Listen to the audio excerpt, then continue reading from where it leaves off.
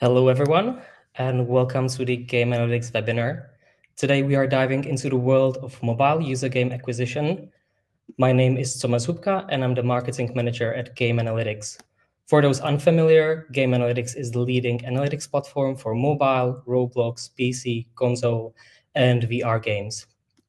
We provide powerful tools to optimize game performance, improve player experience, and support market research.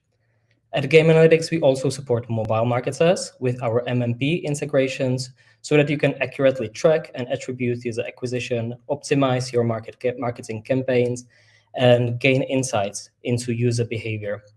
We also recently launched Market IQ, an ad intelligence and creative insights platform combining rich competitor data with creative trends, enabling you to explore new opportunities, refine your targeting and UA strategies, and ultimately to stay ahead of your competition.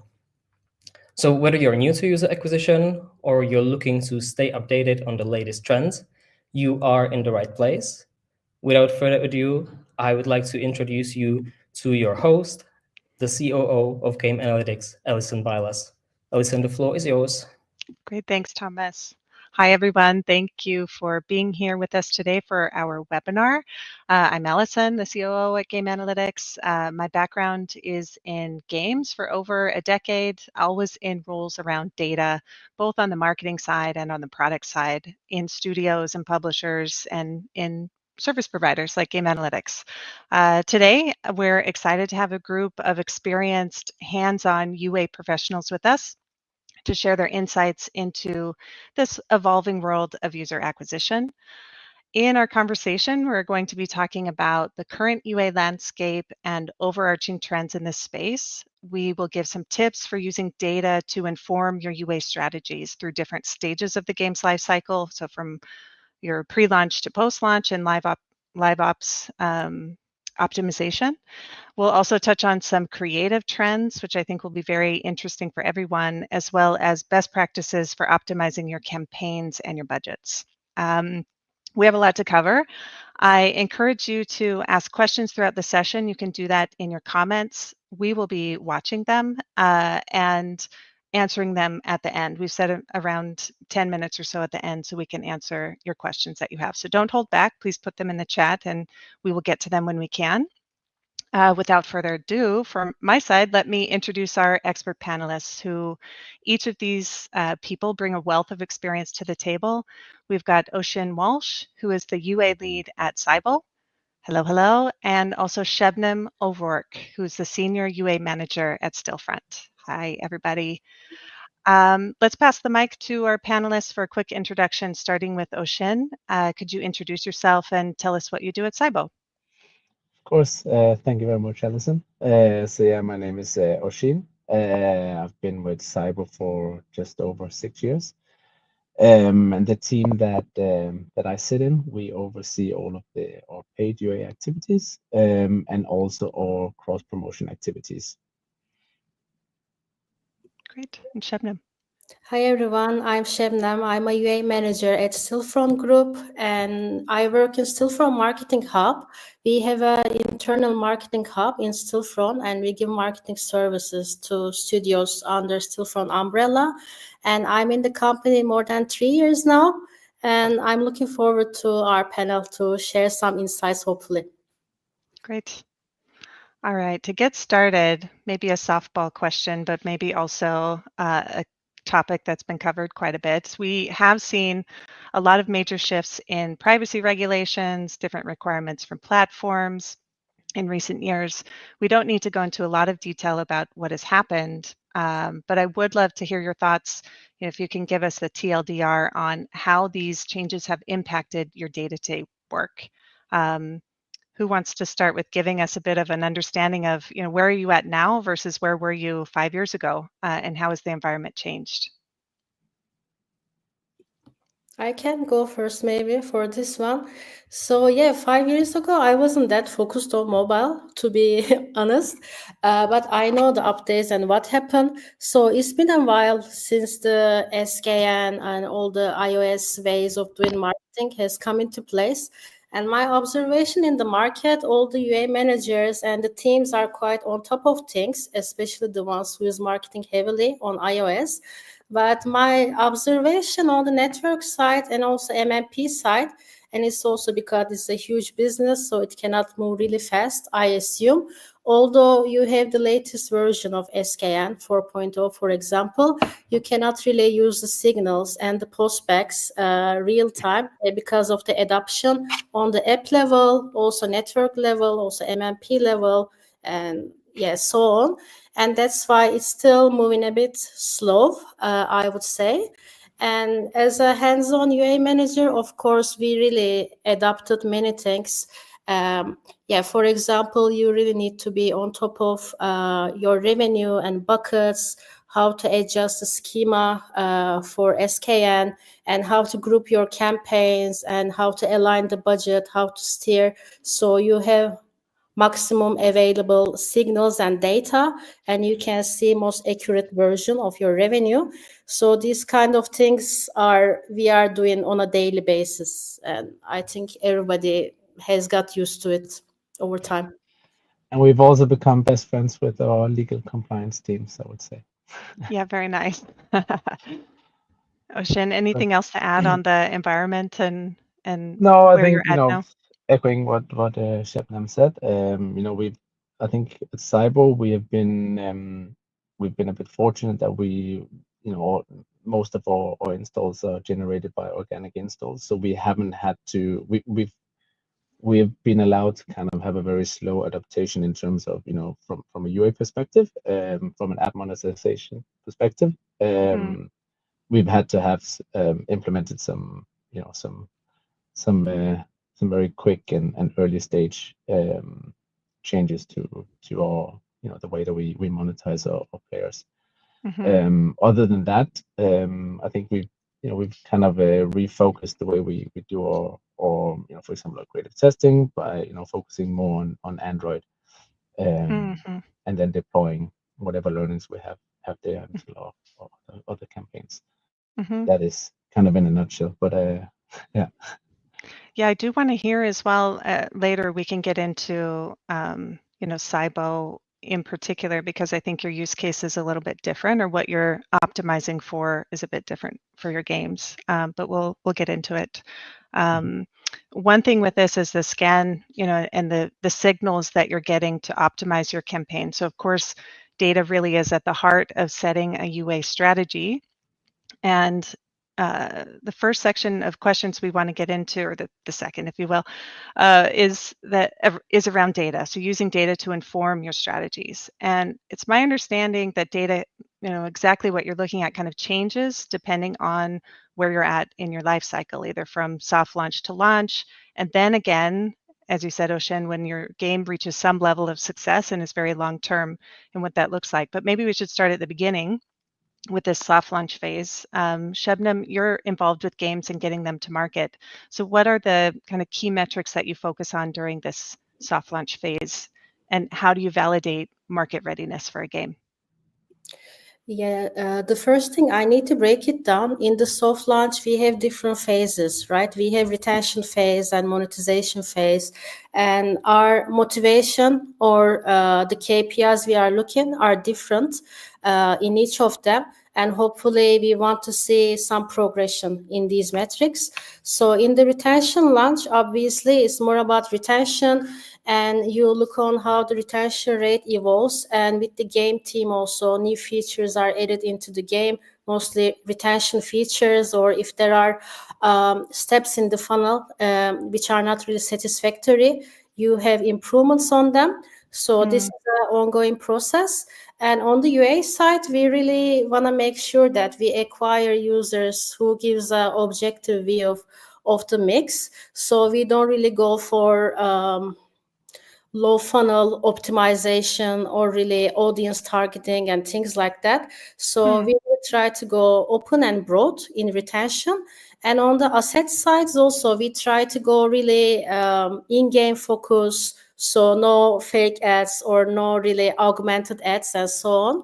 Yeah, because things might skew retention metrics. So these are important. And obviously, in the network selection, you want to go for a most objective view of users as possible. So we would avoid, for example, having incentivized networks, which we use later after the launch. But this kind of traffic we avoid in the retention and monetization phase. And if I talk about a bit also on the monetization launch phase, so this is mostly, as the name says, about monetization. We look at ROAS and CPI, how the cost metrics against the ROAS is evolving. Yeah, it's also very important to run this phase as long as possible. Because when you launch the campaigns, when you scale, at the beginning, CPI values might be a bit too encouraging, but after a few weeks, few months, you see that these CPIs are not really representative and they change. So if you do your forecast with lower than actual CPI values, so you might be doing a bit of mistake. So this is important. And if I drop also some other KPIs, obviously ROAS and LTV overall and paying user, CPPU, and also rec to pay, obviously, which is a good indicator about monetization. And in our projects, we work very closely with the game team, and they improve the game, and we give them feedback, and we also tweak the UA efforts based on their needs, on geo level or on the network level, and so on. So this is how it works in the UA and the product side. Okay, super interesting on the soft that you actually break it into the two parts with retention first and then monetization. So really in the retention phase, it's like, does this game concept work at all? Like, can we pull players in and then retain them? Like, is there enough of a market for them and will they stay on? And then you figure out, okay, how do we make money from them later on? That's interesting. In my like early career, I had that switched in my head, I would say, and we were focused on like in-app purchase games really early on, but it was kind of like, can this game make money? I was working at PopCap at the time, so I think we maybe assumed that the retention or audience would be there to some extent, but it's interesting to hear. What about you? You touched on a little bit finding the right audience segments that maybe also comes later on.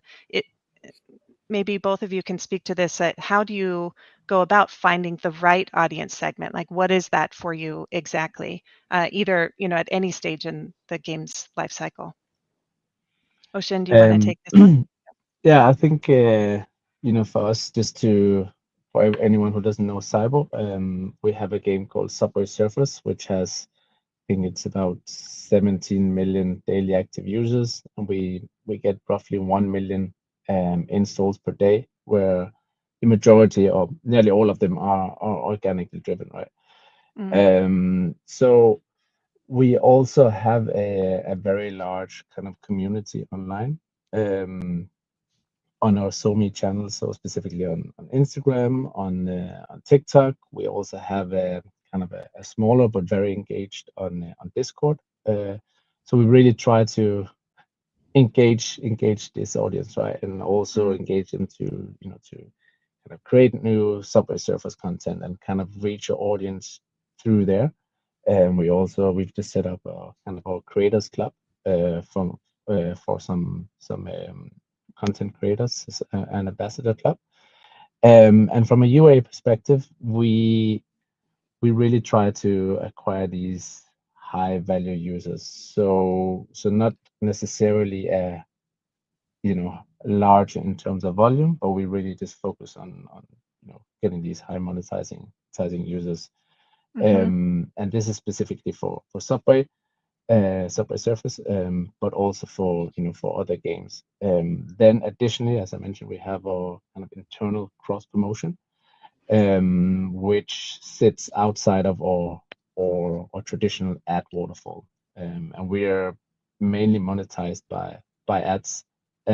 So we do show, I would say, a rather large amount of ads in terms of volume, because we have this huge DAU, right? So we also try to leverage our cross promotion, and acquire users to our other games and try to keep them in our cyber ecosystem.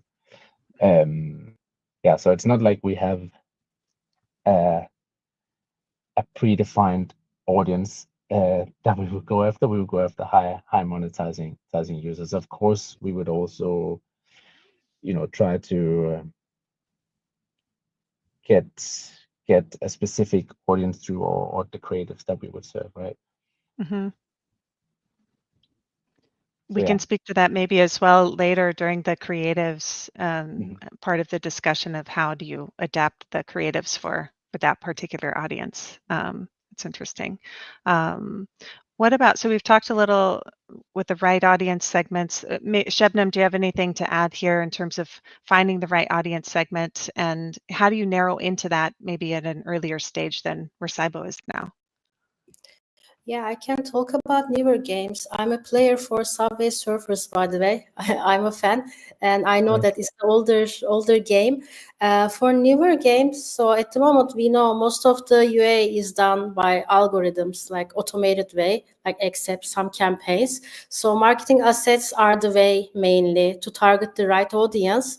So if you plan your assets in a way to attract your core audience, I think it's the best way. And of course, we have different type of targeting, like interest and audience targeting in Meta and other networks. But yeah, most of the volume is in the automated ones at the moment. So the assets are pretty important. And what we do, to give an example, if you plan a UGC, how we choose the actor and how you call out, who you call out in the videos, and also the characters in the animations and so on, who do you attract? I mean, off the top of my head, if you use a handsome guy or a like beautiful woman or, whatever, like this kind of things, you can consider. And yeah, also the pace of the video and, the music of the video, all elements you can elaborate. Mm-hmm. Okay. Maybe sticking to some of the mechanics as well of like kind of coming back to data and how you're using that specifically to optimize campaigns. Let's talk about the launch phase. And I believe both of you have been involved in trying to get games to market, maybe getting some scale behind them. So what are the tactics that you use to get the most visibility when you're ready to do so, to drive those initial downloads? I think for here at Cyber, we would definitely try to activate our already existing kind of community online, and then also leverage our cross promotion. It can be kind of a dangerous tactic to just hammer full on your user acquisition. So yeah, so we would definitely focus on kind of elsewhere than on UA, and kind of build slowly up from there with our UA spend. We would start out with, let's say, I don't know, $1,000 or whatever on our campaigns, and whenever we see profitability and kind of the ability to scale, then we would do that slowly. So it's not like we would spend $1 million on day one. Yeah. Is that what you mean by a dangerous tactic? Because not everyone has this community to rely on to cross promote too. So is that what you mean by it's dangerous to just hammer on UA?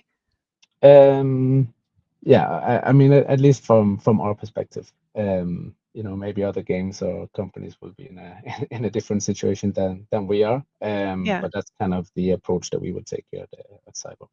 Yeah, I see. Okay. And Shebnem, how about you? From my side, we make sure we optimize the full funnel before really pushing UA for a new title. So from the creative to App Store, and also CPPs and CSLs for specific a bit later stages. But so I would make sure that full funnel is optimized, and then we launch the networks one by one. And I don't have to name any, but usually we go with ones which doesn't require a big, huge initial investment, I would say, and check the metrics step by step. and then we grow accordingly. And when you first launch, of course, you already started to test your assets and the concepts which are working best, but you still continue doing that when you first launch. And it's also a good phase to come up with the top performing assets and scale with the help of them. And yeah, one of the tactics also when you first launch is to boost installs and traffic in your main geos so that your rankings might go higher. You get more visibility and organics, and you can expect organic uplift, although it's not the same as maybe 5 years ago. I think it's getting more difficult to get organics and uplift, but it's also like one thing. If you have really good ASO and optimization with keywords, you can use ASA, obviously. And if you can improve your rankings upfront, and if you can rank higher, it can be a very nice push initially. Okay, very cool. What about balancing CPI when you're really pushing hard on a campaign? How do you go about maintaining a good CPI and also balancing that with your ad quality and your audience engagement, the other pieces that you're looking at for your game? It's mainly about the UA assets, the IPM, and your CVR and CTR. Yeah, because like we discussed, the targeting is done by the algorithm most of the case, and you know which geos you want to target, and the CPM is already like defined, like based on the tier in a way, and your assets strength in terms of IPM and CTR. So this makes the CPI the best possible version. So yeah, I think this is the key. Okay. And for us, we try to test nearly all assets before we deploy them to any of our main campaigns. So we have a separate ad creative testing campaign. How does that work for Cybo? How does the testing of the creatives go? So for us, we have one specific network where we allocate $100 spent to each creative, and then we have our kind of our best performing asset within the campaign, and then we have, let's say, 10 new ad creatives, and whichever creative outperforms our baseline asset, we will then add these assets to our main campaign. In some cases, we don't see any winners, so we won't, move forward. And this could be, from us testing whole new concepts or iteration on concepts. But yeah, we would always make sure to kind of test these assets beforehand. And for kind of the main KPIs that we look at are the creatives, beating a baseline creative in terms of CPI. It could also be, one that's close in terms of CPI, but it has like a really good CTR, or a really good IPM that we would we could also consider adding those creatives. Shebnem, how about you? Do you do a similar like creative testing process, or does it work differently at Stillfront? It's quite similar, I would say, what Ocean mentioned. It's also a bit dependent on the case and on the network. Sometimes we have a different setup in a standalone setup for testing, and sometimes we use the current campaigns. Yeah, it depends on the performance as well. What about A/B testing for this? How does this come into play? Are you using this methodology in each of your processes? Because this is kind of like a, for lack of a better way of saying it, like throw it at the wall and see what works, and then you pick it up and put it in your main campaign, which I can understand. Like that also is just fast, and you find the right one. Is there deeper A/B testing where you're kind of working two ads against each other? I mean, for us, we have multiple ads running at the same time, but it could be, that we have, let's say we have one concept, and then we would test different gameplay within the ad, right? It could be, I see, yeah. So we could see, okay, is gameplay where you're collecting a lot of coins, for example, or gameplay where you fail all the time. So in that sense, we would test different concepts as well. Very cool. Anything else to add, Shebnem, on testing? In terms of A/B test, I prefer to do it for bigger changes. If there is a high-performing asset, and if I make iteration of it, in these cases, I usually prefer. And it is also dependent on the case. But I don't do A/B tests for all testing cases. Okay. All right, let's shift gears a little bit and talk to the creative trends in mobile gaming user acquisition. It's a really interesting topic, in my opinion. I'm always curious to see what ads are running out there.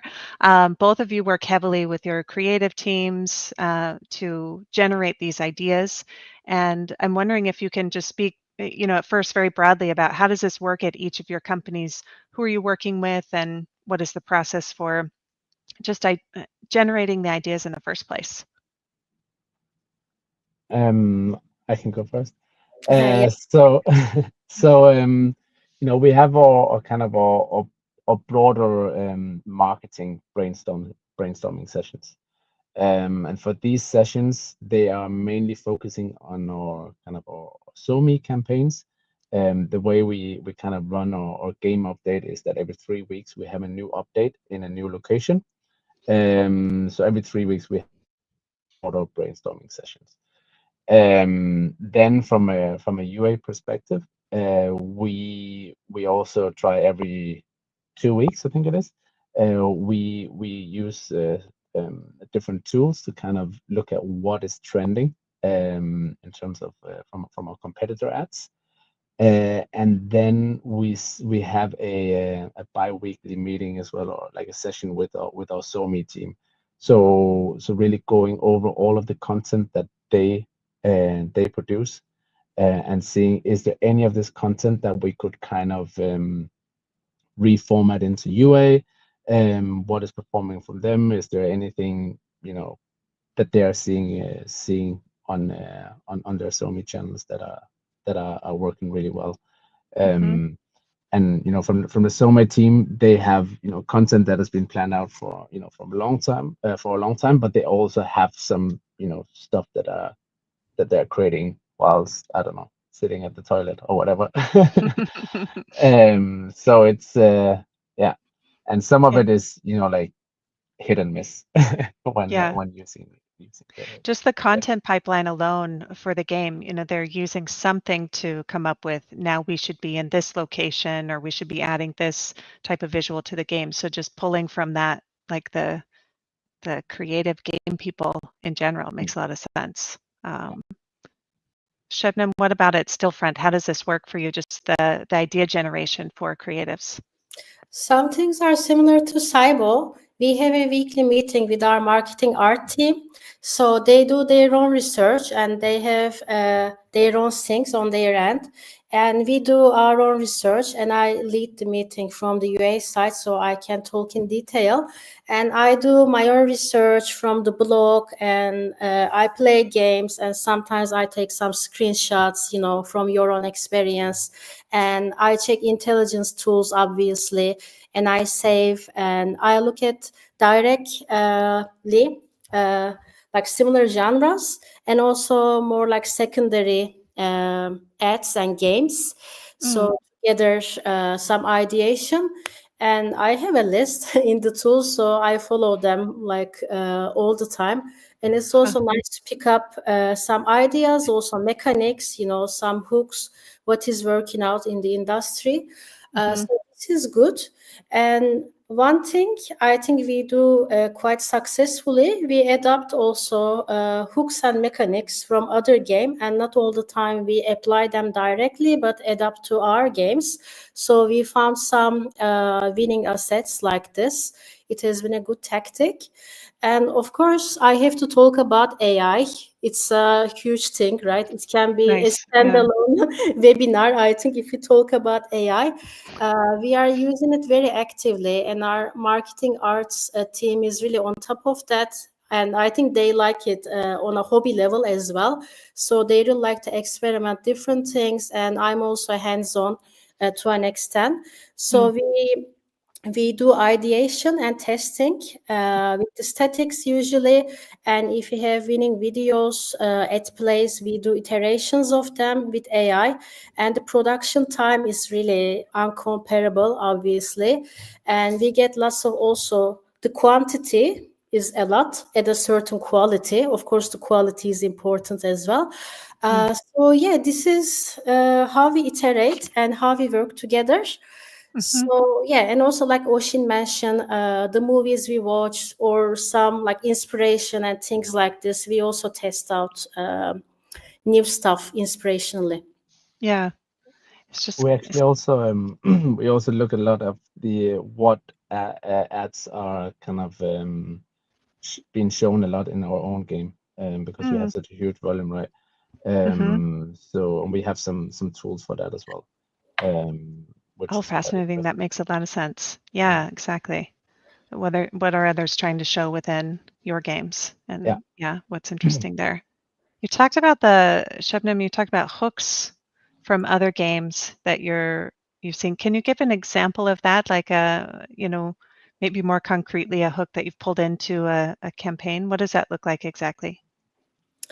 It can be many things. So UGCs, for example, we use them as hooks sometimes, I few see. Yeah. seconds at the beginning of the video, and Okay. also we take some mechanics from different games, like I don't know, rivers, roads, and shaping them with the hands. Yeah, because we also have assets and scenes like this in our game.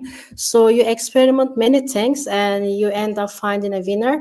So it's iterative process.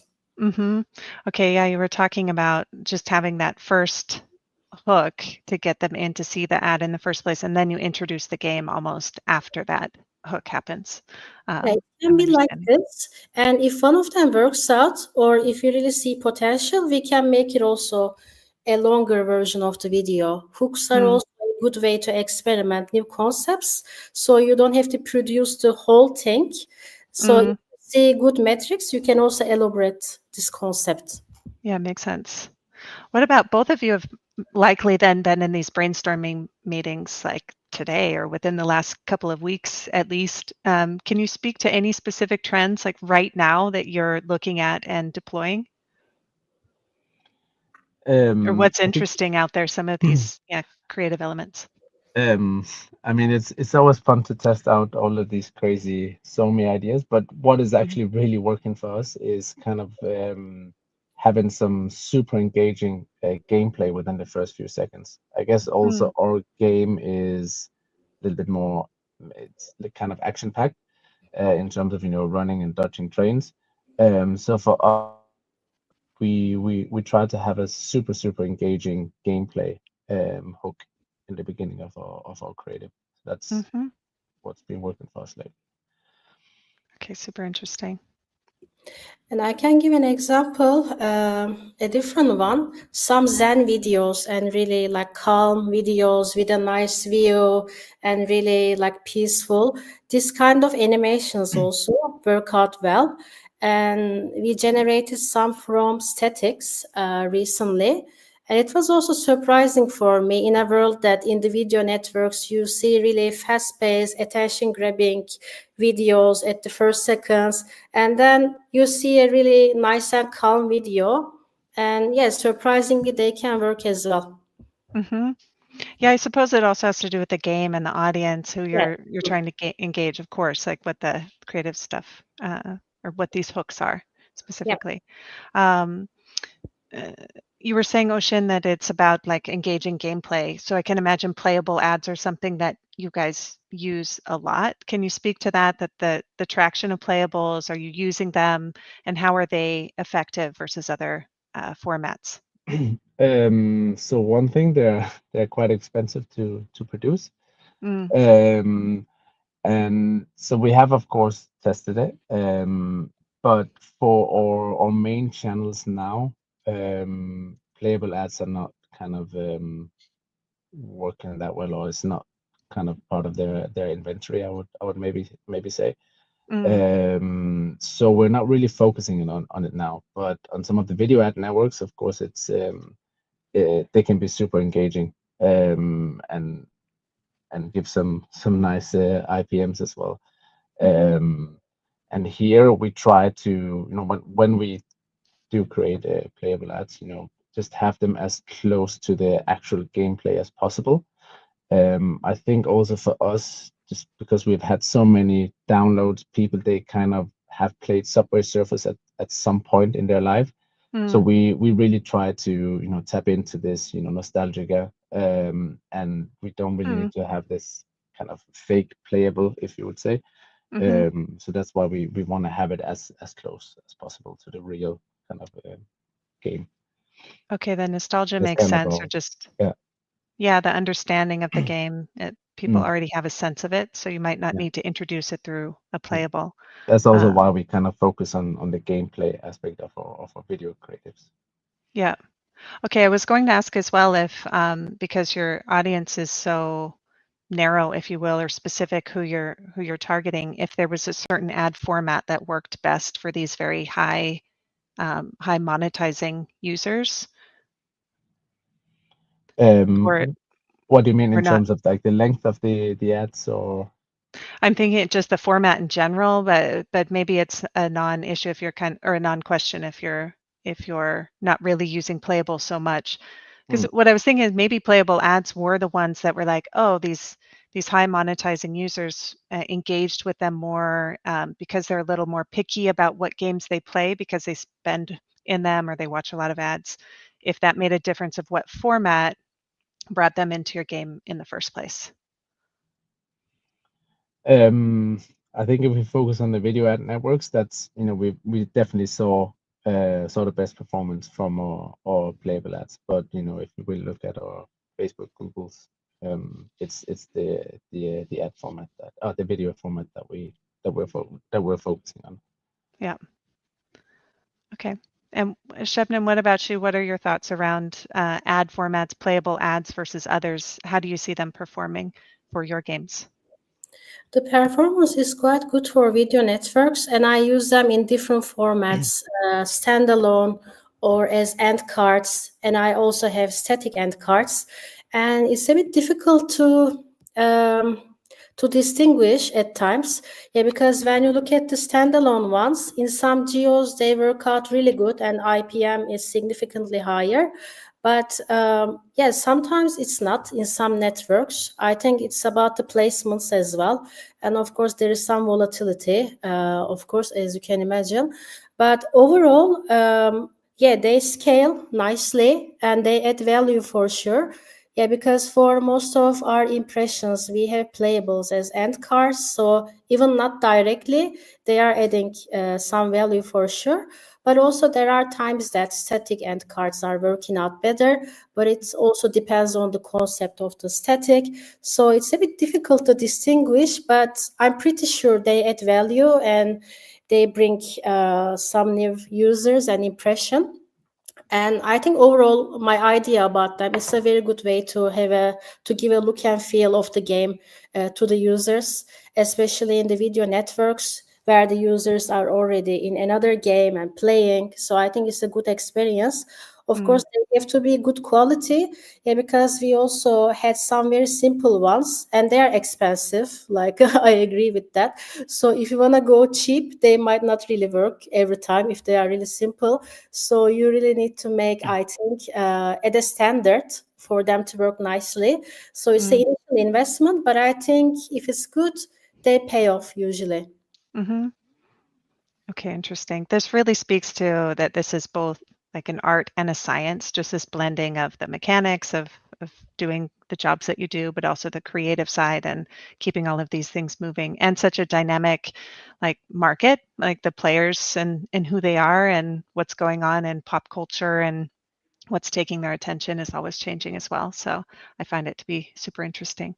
What about narrative ads? Are you using these? They seem to be resonating with users in terms of showcasing like the storyline behind a game. Are you using games that are more narrative in nature for the games that you're pushing?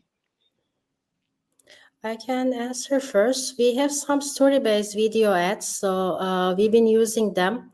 on and off, but yeah, they work nicely.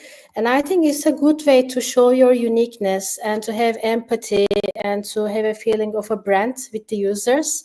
And if it's done good, you can also have CPI advantage because users recognize you over time and you have a unique emotion in their mind.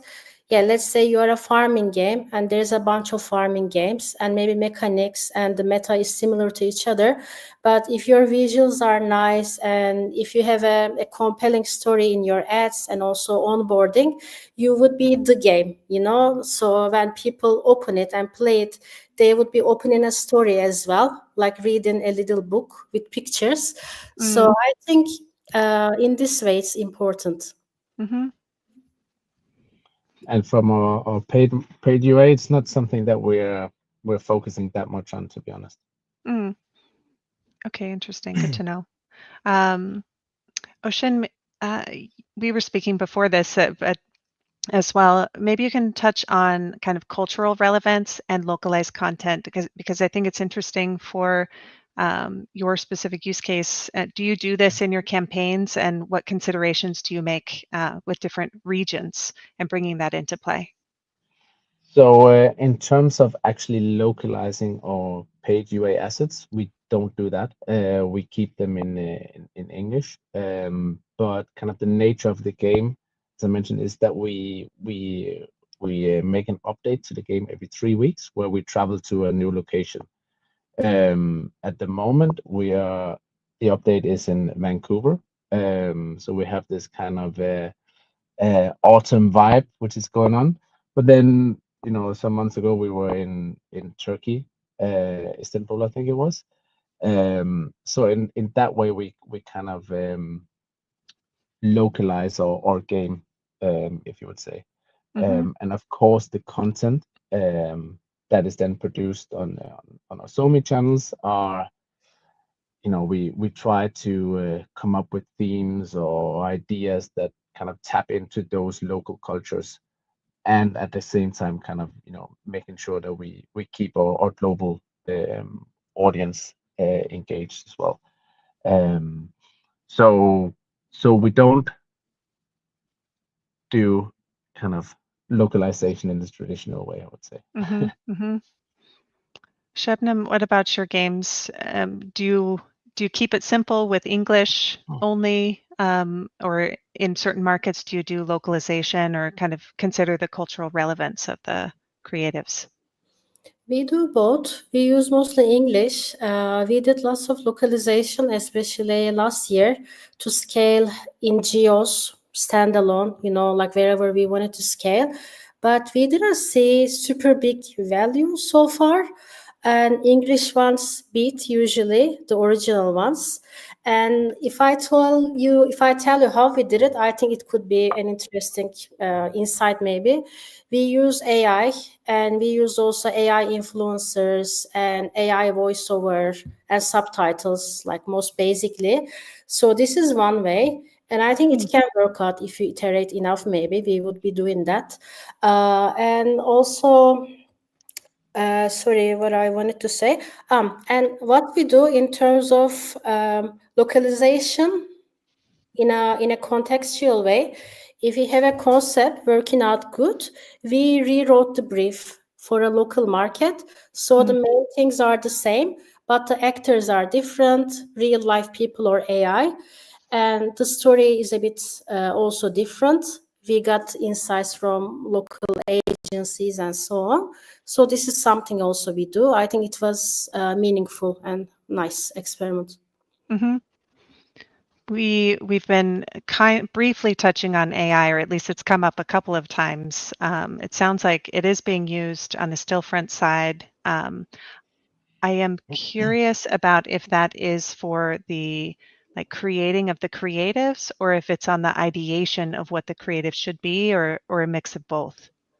Both, wherever possible, I would say. Yeah. What about at SIBO? Is it also, are these tools being used at SIBO as well? I think here at SIBO we're kind of in in the process of figuring out what we want to do as a company in terms of AI. Of course, it's a bit of a touchy subject. Especially when you're talking about generating art. Using a lot, especially not in the in the art creative teams. But of course, it is something that we're kind of defining as a company. So yeah, I wouldn't say that it plays a big part. Yeah, makes sense.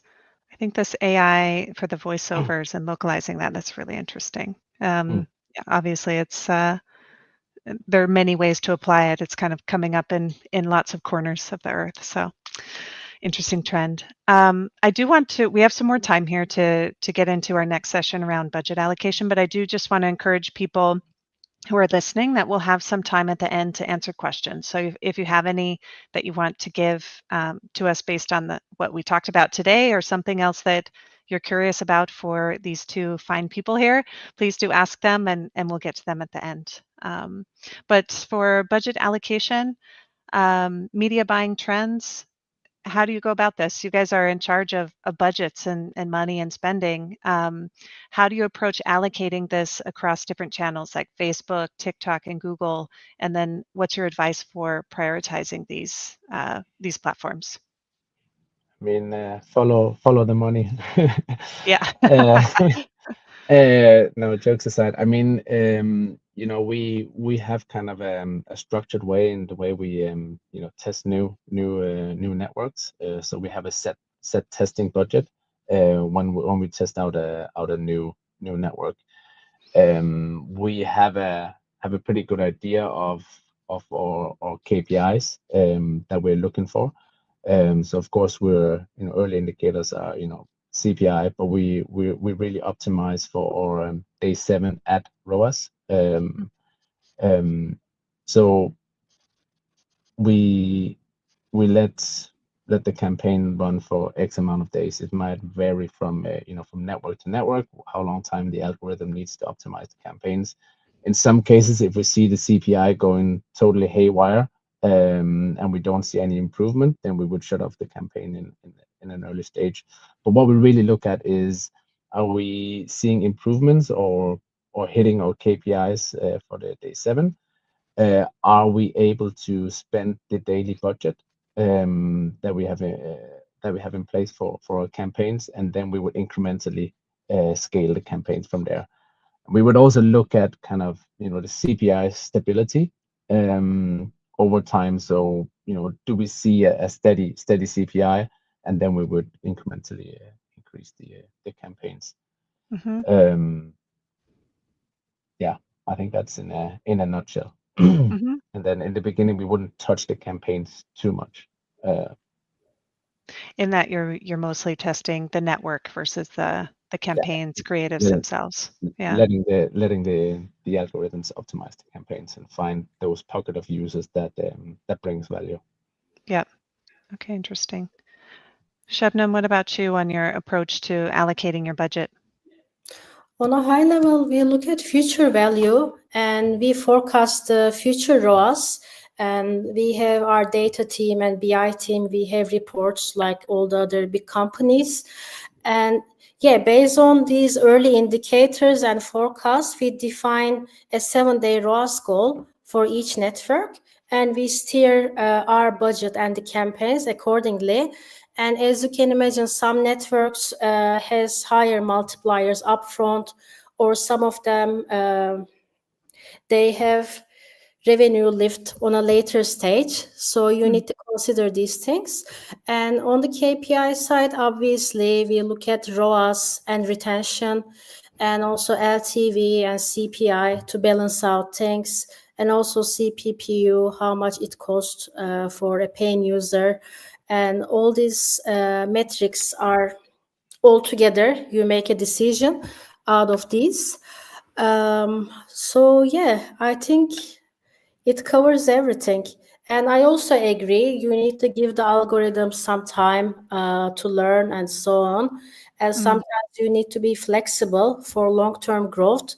Yeah, because especially for video networks, for example, it takes a while to make them learn step by step. You need some patience here. You need to like optimize week over week, and then the result might be really rewarding and scaleful. I don't know if it's a word, I just invented that. Yeah, so it's a bit about letting them learn and also making the actions at the right time, also to know where to stop. I think not to wait long, obviously, so you burn money. You need to compare, you need to do your predictions also accurately. Makes And sense. then we also, Yep. we make sure to, to sit very tightly with the account managers of the network. So really utilizing their knowledge and, their suggestions of, how can we make a campaign work. So I think that's super important to kind of build that relationship as well. Do you find as well, because you were saying that something that comes into play about how much money you put on which channel are these multipliers? So the idea that some networks would have a longer term revenue lift, others have a shorter term. And so you decide between channels based on some of these particular aspects. Do those things stay the same for the networks over time, or is that something that's dynamic as well? Yeah. Okay, interesting. You guys have your hands full for sure. We have maybe 5 minutes left here. I do want to ask about, what trends do you see coming up in the future that might impact your business, or the way that you're going about user acquisition right now, both your budget decisions, but also on the creative side of things. Just what is in your sights and something you're keeping tabs on right now? I think what Shepton kind of touched upon is, AI. How could we use it how could we use it responsible at the company, right? So I think that's definitely one of the hot topics, not just in UA, but anywhere. But at the same time, like it's something that we're talking a lot about it within our company. Like, how can we do this responsibly? So yeah. And I'm also noticing the rise of incentivized networks. And I think along the industry in gaming, they have been growing. And the models, the revenue models, optimizations, and the reward flows has becoming more sophisticated. I'm noticing that. And also in Stillfront, we are running with some of these networks, and we get good performance, and we could also achieve improvements in retention and ROAS. So this kind of networks also unlocking some growth, especially for younger games. And it's also a good way of returning your money fastly and to reinvest it. It's also another advantage. So I think they will be around for the next year, and this business will grow. And I assume also they will have even more sophisticated models. So this is one thing. And also AI, the video creation, I think it will be better. Last year or 1.5 years ago, when we first saw the videos made with AI, I think they were a bit weird looking. I remember a video of Will Smith eating pasta, and it was really like, strange. But now it's really, the good AI videos are really good. So I'm looking forward to test these more sophisticated ones. Very cool. All right. That's everything we have to cover here today. I do want to open it up if there's any questions from the audience, or if Thomas has them. We can pause for a moment to let people wrap their thoughts around the content. Thomas is saying no questions, which that means we answered everything during our chat, which is great. So Thank you both very much for the time today. I appreciate it. Just bringing your experience to the table, explaining to somebody like me who's not hands-on with this on a daily basis what your work is like and the things you're considering. I've really, oh yeah, okay. Sorry, I'm getting some notes. I really appreciate it and just want to say thank you for spending the time on the webinar. Likewise, I'm very happy to be here with you. It was fun. Yeah, this was super fun. Same. Thank you so much for hosting, Alison. Yeah, thank you.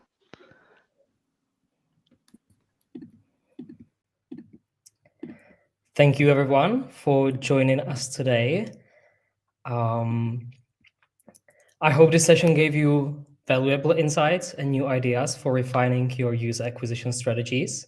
I want to remind you that the recording of this webinar will remain available either on LinkedIn, Facebook, YouTube, wherever you are watching. So feel free to revisit it or share it with your colleagues. If you are ready to level up your user acquisition strategies and see how Market IQ can help you make smart decisions and stay ahead of the competition, then let's chat. Book a meeting with us and we'll show you how you can use data and insights to boost your UA faster and effectively. If you have any questions about anything UA, feel free to also reach out to the panelists or their respective companies. I look forward to seeing you again, either at our next webinar, which will be focused on live ops happening in January, or at any other event. Have a great day, everyone. Bye.